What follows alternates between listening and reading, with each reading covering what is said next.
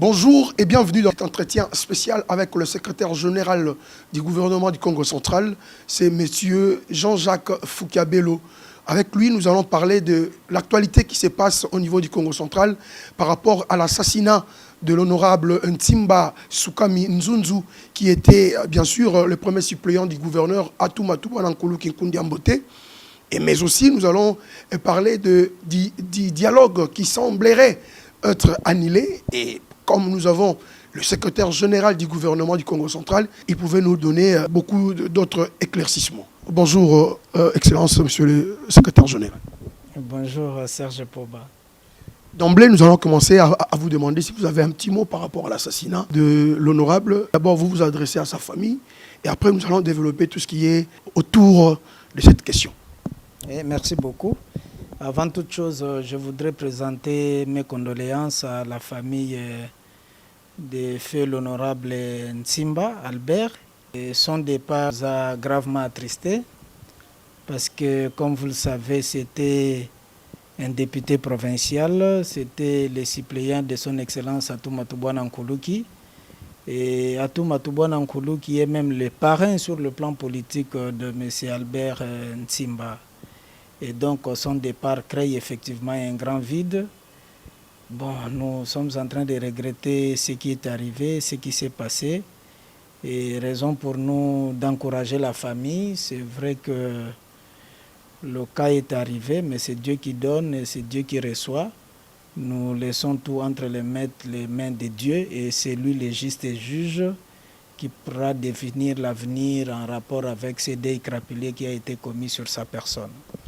Merci, mais est-ce que vous avez déjà commencé à faire des préparatifs pour les obsèques ou bien c'est une charge qui est exclusivement réservée au niveau de l'Assemblée provinciale? Je crois qu'il s'agit là des institutions. Au niveau du gouvernement provincial, c'est une institution. L'Assemblée provinciale en est une autre. Honorable Albert Ntimba était un député provincial, donc il appartient sur le plan professionnel à une institution qui, en principe, doit prendre les devants par rapport à l'organisation de ces funérailles.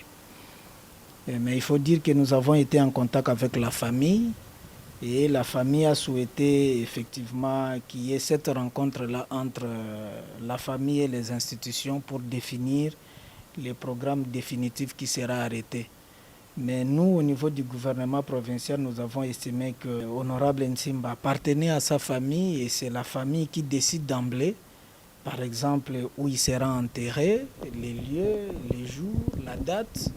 Nous avons estimé qu'il appartient donc à la famille de prendre toutes ces dispositions préliminaires qu'il faudra communiquer et au gouvernement provincial, pourquoi pas à l'Assemblée provinciale, et voir ensemble ce qui doit être fait pour que les obsèques dignes soient réservées à ces dignes fils né Congo qui vient de tirer sa révérence, la manière dont tout le monde connaît dans la province du Congo central.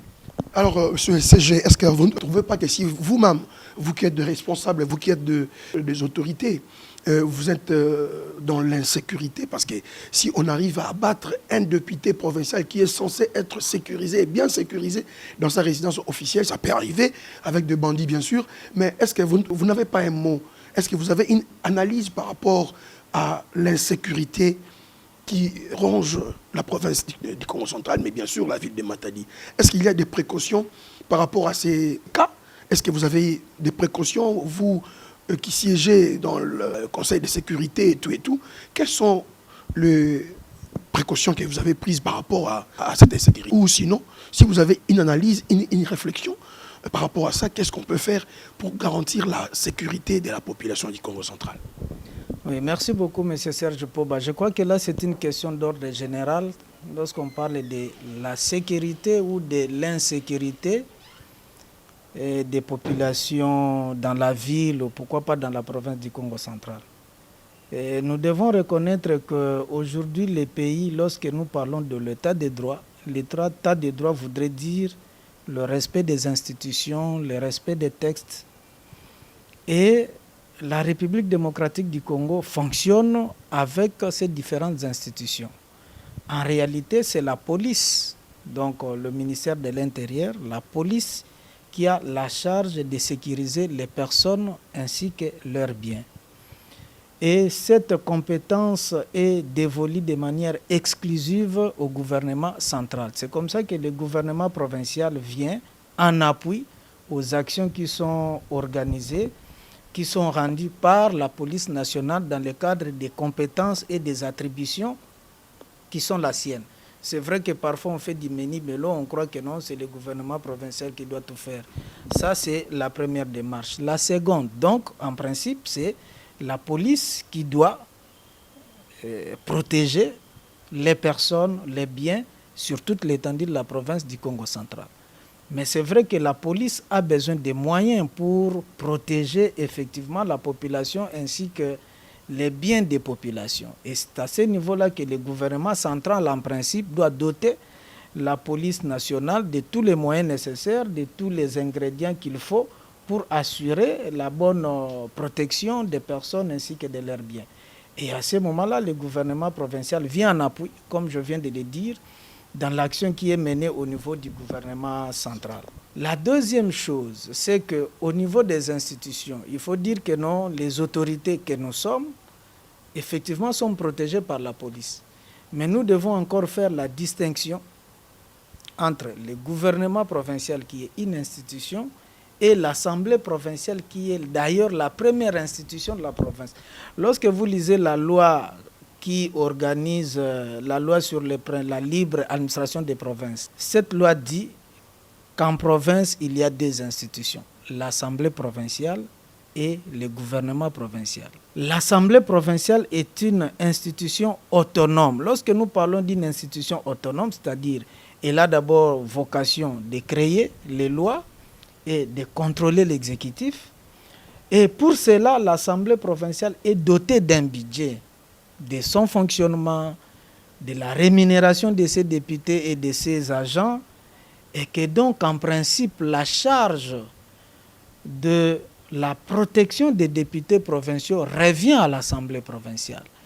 Et au niveau de l'Assemblée provinciale, il y a tout un bataillon de garde, il y a toute une police qui est commise à la protection de l'Assemblée provinciale, de l'institution, des bâtiments. Et je crois que vous constatez avec moi que le président de l'Assemblée provinciale est gardé, les rapporteurs, les vice-présidents, les questeurs. Je crois qu'il appartient à l'Assemblée de penser aussi à la protection de ces députés, parce que c'est lui le premier responsable, n'est-ce pas, des députés provinciaux qu'il gère. Ce n'est pas une charge qui, en principe, doit revenir au gouvernement provincial, parce que l'Assemblée, comme je viens de le dire, est une institution autonome. Mais c'est vrai qu'il y a aussi ce problème de l'insécurité. Nous devons dire qu'avec l'arrivée de la Covid-19, il y a plus de 122 détenus, prisonniers, qui ont été libérés. Et des prisonniers qui étaient arrêtés, notamment parce qu'ils ont participé à une association de malfaiteurs, des bandes à main armée qui ont malheureusement attenté des vies des populations, des paisibles populations, mais qui, pour des raisons de santé, ont été libérés. Et cela crée une insécurité. Mais malheureusement, avec la situation politique de la province, nous avons suivi à travers les télévisions, à travers les réseaux sociaux, des responsables de cette province qui ont défié et qui ont voulu malheureusement brûler la province. Beaucoup sont passés dans les chaînes de télévision pour dire qu'il y aura des marches, qu'il y aura des morts, qu'il y aura bain de sang, qu'on va rendre la province ingouvernable. Et ça là, c'est bien malheureux, parce que les résultats, c'est celui-là que nous sommes en train de récolter. Nous connaissons dans quel contexte l'honorable Ntimba a été assassiné. Mais pour nous, là-dessus, nous n'allons pas faire assez de commentaires, parce que la justice a été saisie. L'auditorat militaire a ouvert un dossier judiciaire. Le parquet général a ouvert un dossier. La police est en train d'instruire sur les faits. Donc nous allons nous réserver de faire des commentaires là-dessus. Nous disons simplement que la justice fasse son travail. Certainement, les bandits à main armée qui l'ont assassiné seront appréhendés, arrêtés et jugés. et les décisions seront prises à leur égard. S'il y a eu des commanditaires, comme nous l'apprenons, parce que les gens effectivement l'ont dit, Batubabaniko Koufa et Silité, les commanditaires seront démasqués et la justice fera son travail. Est-ce que ne seriez-vous pas à la base de tout ceci qui arrive dans la province du Congo central, parce que les gens disent que le gouverneur a été déjà déchu, il ne veut pas déposer, et voilà, de l'autre côté, c'est l'Assemblée qui s'acharne, maintenant, il y a des morts. Est-ce qu'on peut avoir des éclaircissements par rapport à ces sujets? Si la province doit continuer à évoluer comme ça, c'est nous rendre un très mauvais service. Est-ce que vous pouvez éclaircir ou éclairer à la population par rapport à ces sujets-là? Qu'est-ce qu'on peut retenir? Oui, merci beaucoup, Serge Pouba. Ce n'est pas le gouvernement provincial qui est à la base de cette situation. Le gouvernement provincial a agi avec maturité. Son Excellence Atoummatou Bouana Nkoulouki est un homme de paix, est un homme de droit, je ne cesse de le répéter lors de nos émissions. Et il conduit cette province avec beaucoup d'amour, avec beaucoup de compréhension, avec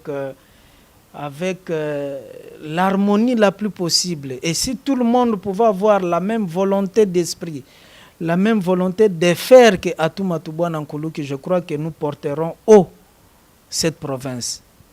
Et je vais vous le démontrer par plusieurs exemples.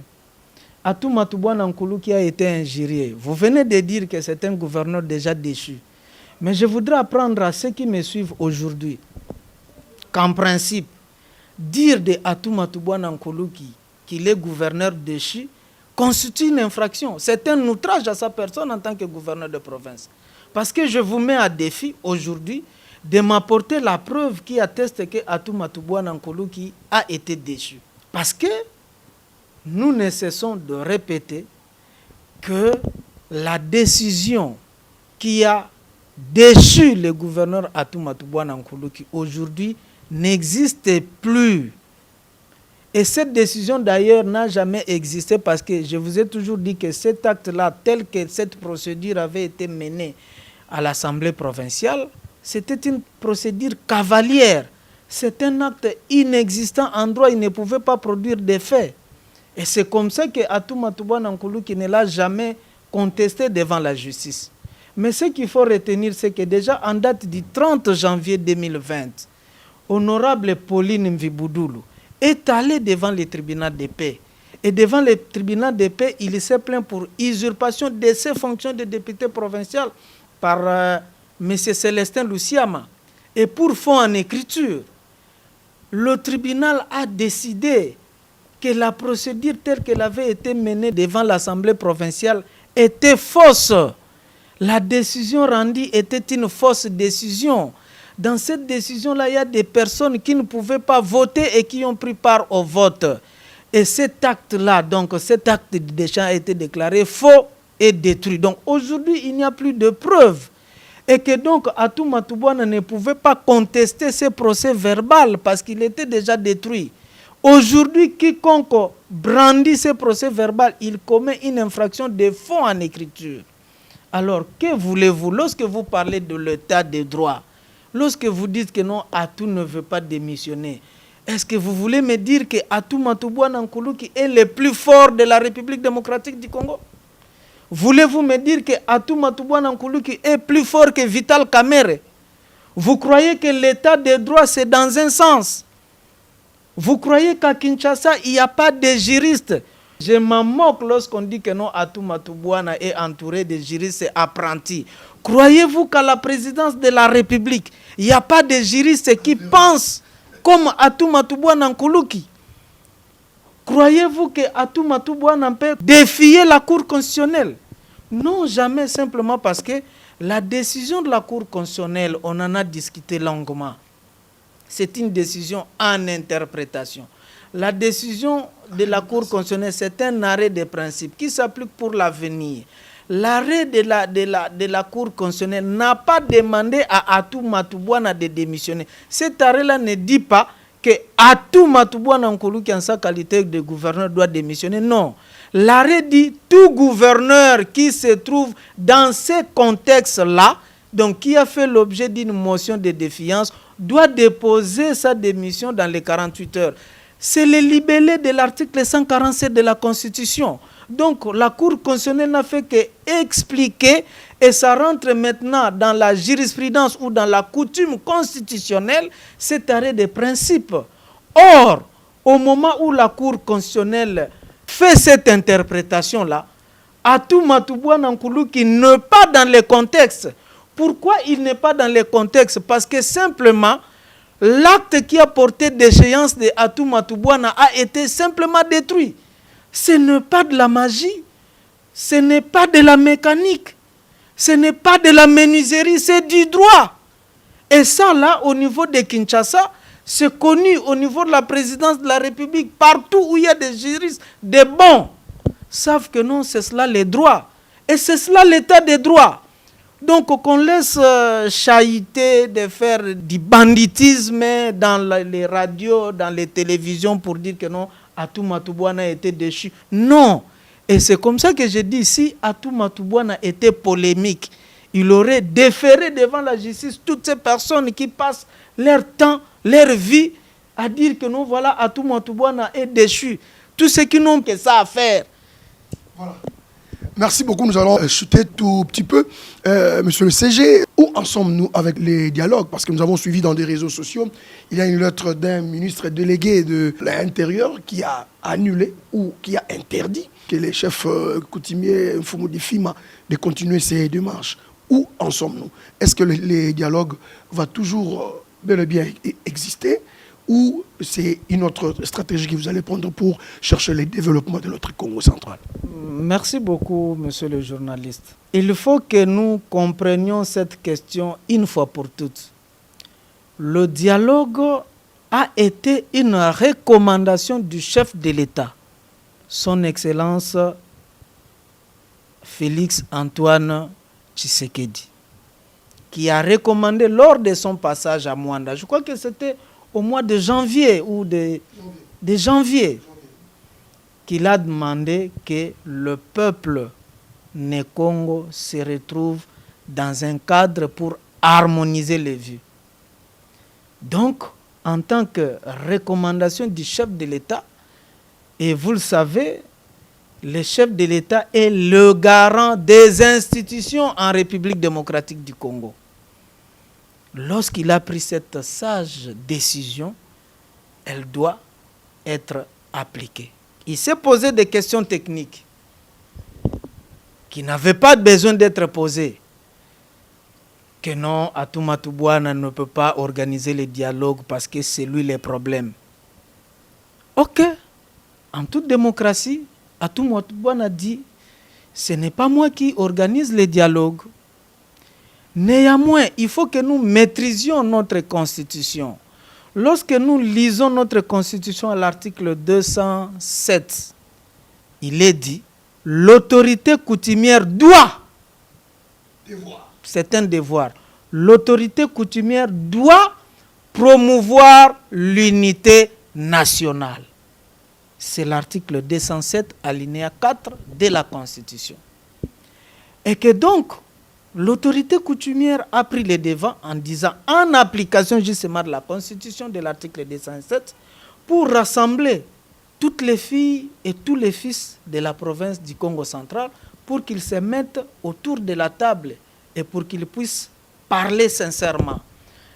Les problèmes du Congo central ne datent pas avec Atou Matoubouana Nkoulou. Les problèmes du Congo central se posent pour tous les gouverneurs de province qui passent dans la province. Tout le monde a été combattu. Si je prends les 20 dernières années ici, tout le monde l'a été. Bieyamba qui a été combattu, Mbadou 1 a été combattu, Nsasa Dintumba a été combattu, Bavouidi a été combattu, Bachimbacha a été combattu, Mbadou 2 a été combattu. Mais finalement, c'est comme ça que nous allons gérer, que nous allons développer cette province. Dans les combats internes qui n'apportent rien. Tous les gouverneurs qui passent sont des mauvais, sont des incompétents. Faudra-t-il que les gouverneurs qui est élu au Congo central descendent du ciel pour qu'il soit distinct des autres et pour qu'il fasse très bien son travail. Pourquoi ne reconnaissons-nous pas la question du mandat? Parce que c'est défini dans la Constitution. Voilà les problèmes qu'il faut régler. Donc les problèmes sont à l'origine. Je voudrais être spirituel ici pour que les gens comprennent que les problèmes du Congo central, Son Excellence, Monsieur le Gouverneur, le dit bonnement, l'Afrique a la forme d'un revolver dont la gâchette se trouve au Congo. Et si vous savez où se situe la gâchette se situe au Congo central. Donc, le Congo central est la gâchette qui va faire décoller l'Afrique tout entière. Le Congo central est la province qui va faire décoller la République démocratique du Congo. Et donc, tous les ennemis et des Congolais et de l'Afrique ne nous laissent pas la tâche facile. Voilà pourquoi il faut enflammer la province du Congo central pour que ni la République démocratique du Congo, ni l'Afrique ne se développent. Il est donc grand temps que nous réfléchissions et voir ce que nous devons faire de cette province qui est une province sacrée, qui est une province bénie, qui est une province pleine de richesses, de minéraux, d'un sous-sol riche et d'une culture très confortable, très assise. Ce qui se passe au Congo central, ce n'est pas l'esprit Congo et c'est bien malheureux. Comme les autres disent, nous devenons des Binatinkutu, nous devenons des esclaves au service des autres. Non, non, arrêtons de diviser cette province qui a le meilleur à donner sur les champs national, international et du monde. Nous sommes arrivés à la fin, mais nous allons donner un petit mot de la fin au secrétaire général. Mais laissez-moi vous rappeler que nous avons reçu le secrétaire général du gouvernement du Congo central, Maître Jean-Jacques Foukia-Bello. Avec lui, nous avons parlé du deuil, les préparatifs des obsèques de feu l'honorable Ntimba Souka Minzunzu. Et nous avons aussi parlé du dialogue. Nous avons essayé de tourner autour du pot pour que nous puissions avoir des éclaircissements. Nous sommes arrivés à la fin. Je vous laisse 1 minute, Excellence, si vous avez un petit mot à vous adresser à la population, surtout un message de paix. Nous lançons un message de paix. Faites comme ce que fait son Excellence, Monsieur le Gouverneur de province. Il est dans la paix, il est dans le calme, il voudrait l'harmonie entre tous les fils et toutes les filles de la province du Congo central, parce que c'est au prix de la paix, ce sera le seul gage qui peut booster le développement de notre province. Mettons fin à toutes ces querelles byzantines, à toutes ces querelles infantiles qui tuent, et on en a la preuve parce que nous venons de compter la disparition d'un député provincial pour des raisons inavouées. Et je crois que c'est l'occasion que chacun se pose des questions, que chacun retourne en soi-même pour qu'il reconnaisse que seule la paix est la gage du développement et c'est seule la paix qui va nous conduire effectivement au développement. Nous sommes arrivés pratiquement à la fin de notre entretien spécial avec le secrétaire général du gouvernement du Congo central, Maître Jean-Jacques Foukia-Bello. Derrière la caméra, l'ingénieur Didier Nguidi, une assistance de Grâce Mavungu. Et d'ici là, portez-vous bien. À plus.